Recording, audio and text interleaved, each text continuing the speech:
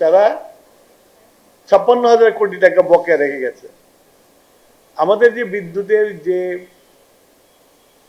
Master প্ল্যানটা ছিল সেখানে পরিষ্কার বলা ছিল যে 60%, 65% জেনারেশন থাকবে সরকারের হাতে।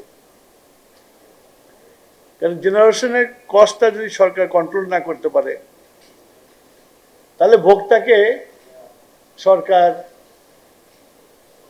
সুলভ মূল্যে বিদ্যুৎ দিতে পারে না। সেই জন্যই এটা করা হয়েছিল 35% প্রাইভেটের দিয়ে 65% জনগণ সরকারের কাছে থাকবে।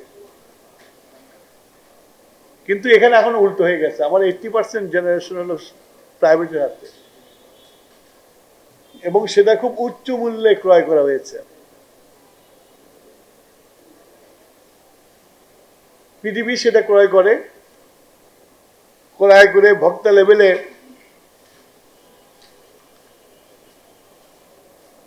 যে দামে বিদ্যুৎ দেয় প্রতি মাসেই সরকারকে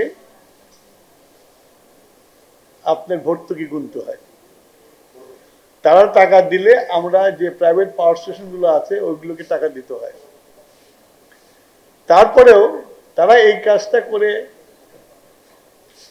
জিনিসটাকে আপ টু ডেট করে দিয়ে যায় না। তারা 56,000 কোটি টাকা বকেয়া রেখে গেছে।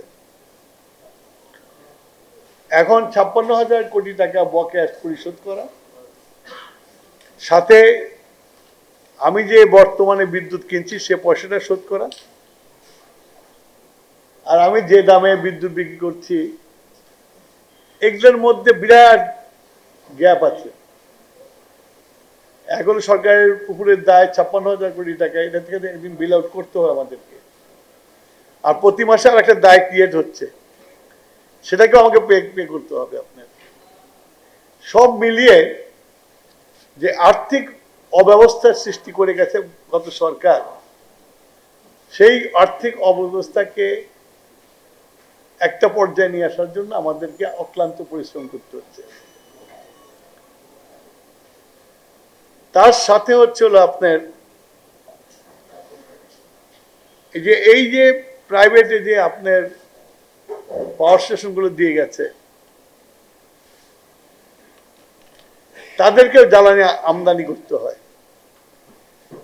এখন আমরা যদি ঠিক মতো পেমেন্ট না করতে পারি তাহলে তারা জ্বালানি আমদানি করতে পারে না, আর জ্বালানি আমদানি না করলে পাওয়ার স্টেশন চলে না আপনার।